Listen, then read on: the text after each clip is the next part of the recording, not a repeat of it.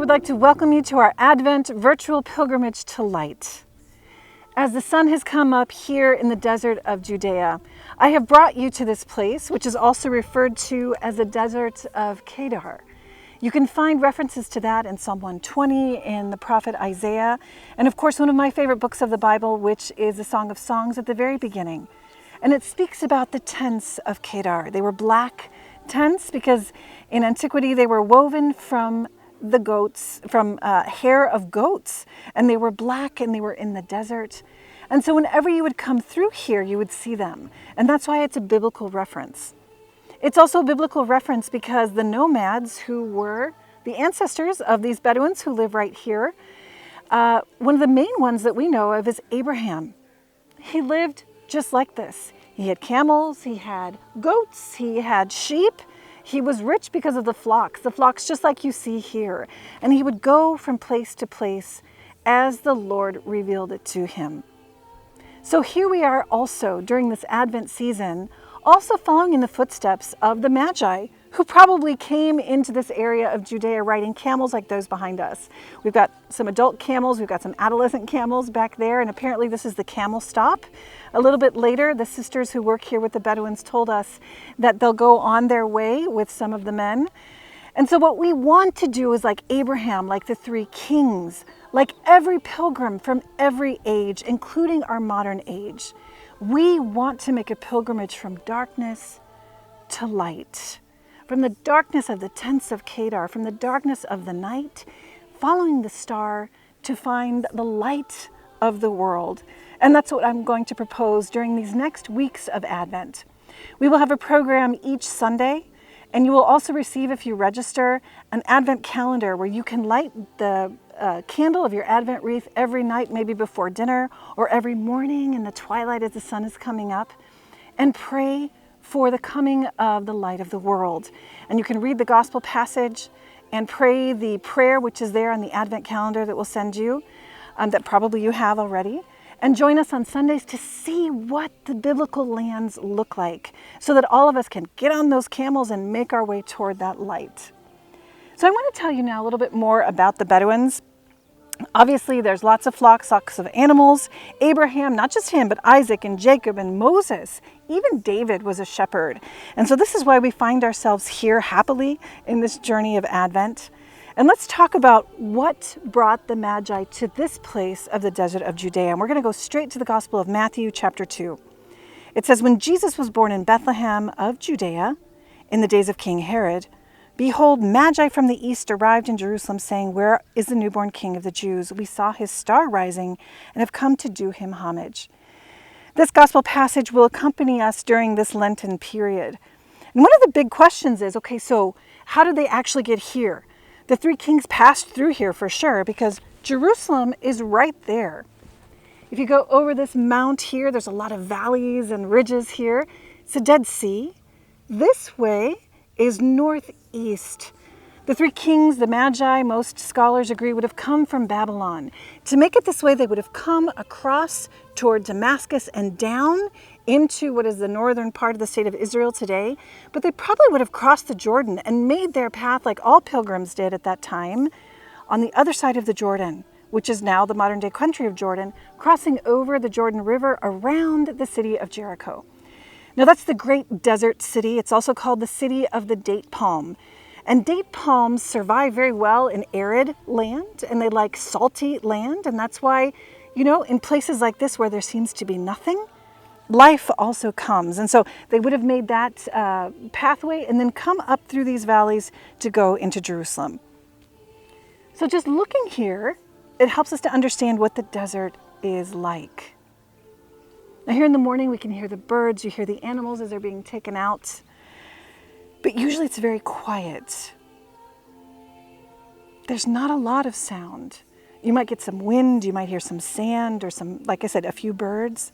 But that's usually what it is. It's a place of quiet. And this time of year especially, it's a very cold place. I've never been so cold as I have been in the desert in the summer, in the wintertime. It's frigid. As we know, it's very dry. You can see under my feet, there's dust everywhere.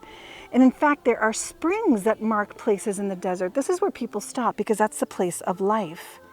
but usually the vegetation is thorny. There's not too much that can grow.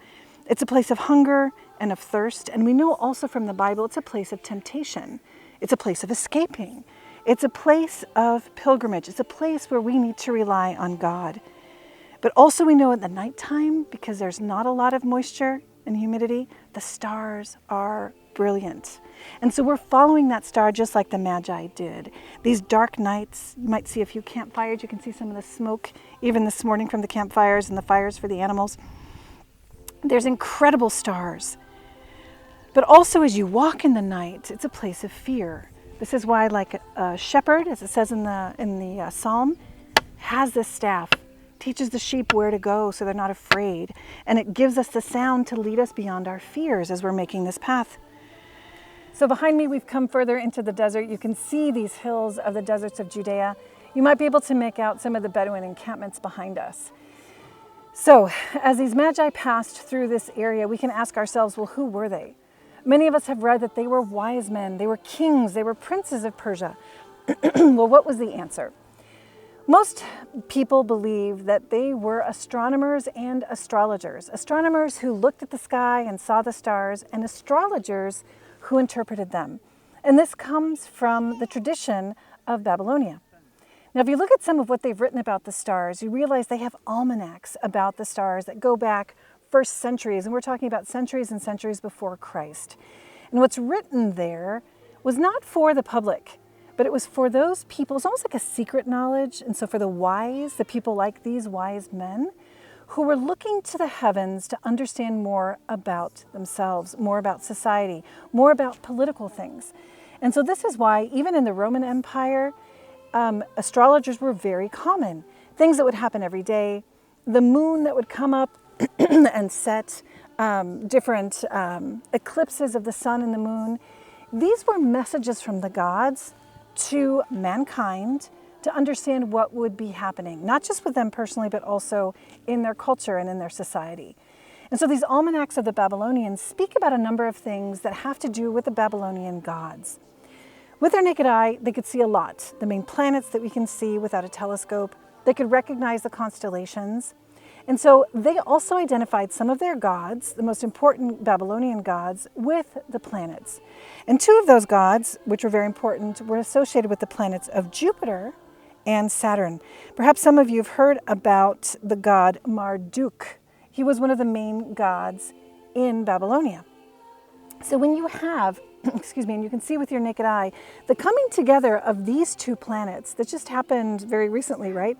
What happens is just these bright planets become even brighter.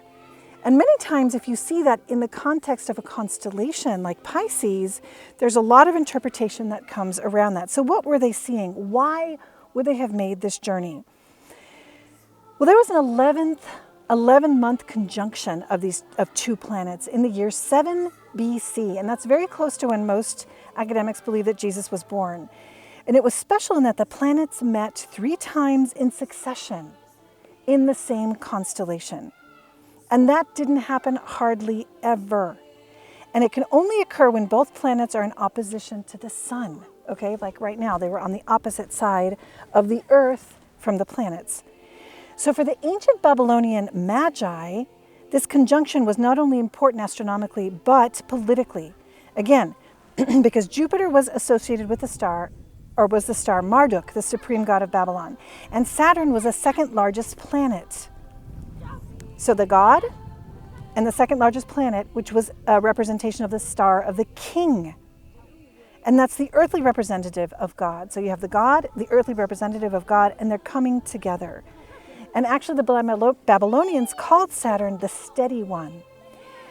So the constellation Pisces, it was associated very interestingly with the god of wisdom, the god of life, and the god of creation.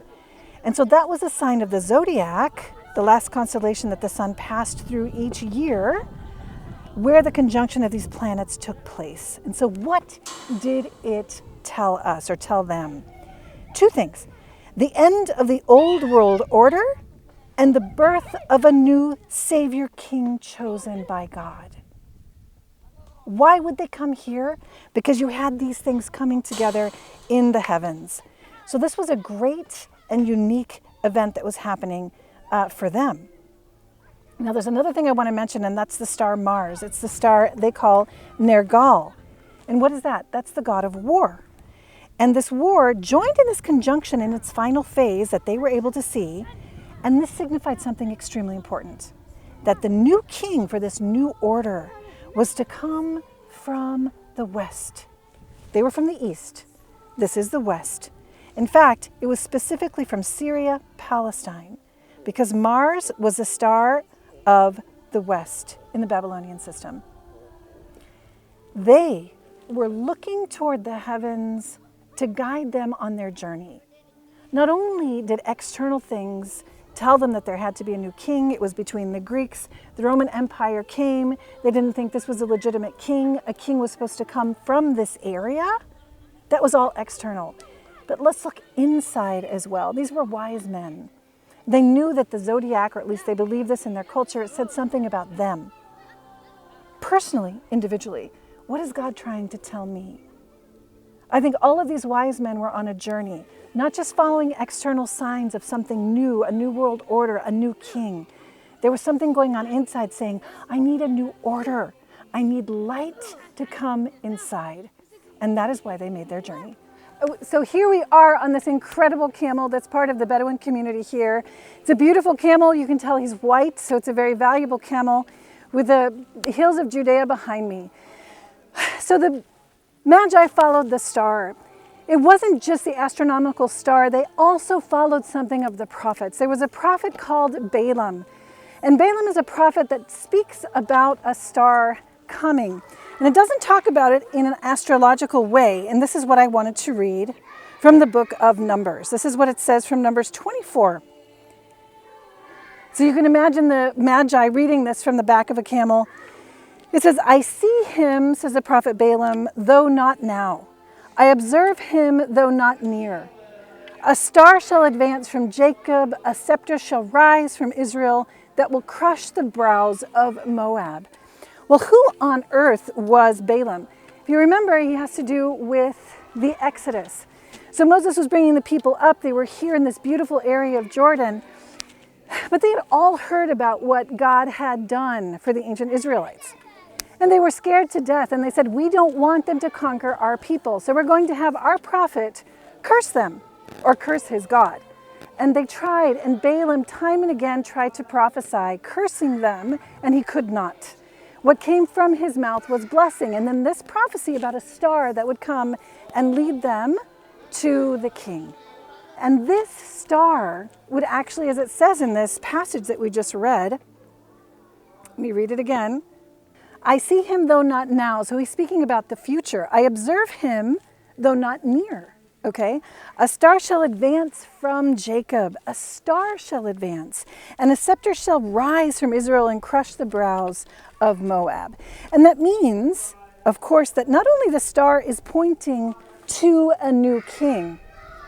So it's not just the astrological stars, it's the prophetic stars. But the imagery suggests the ruin of a monarchy. It's the stump of Jesse. Jesse was the father of David who became the king, right? But it was from his stump that a new shoot would come. The old kingdom was ending, a new king, a new beginning was coming from the very dynasty that they were talking about.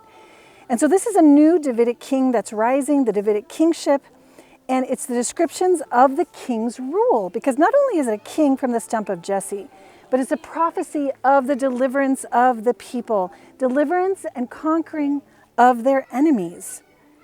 So these magi from the east came, going toward Herod. They were looking for the chief priests.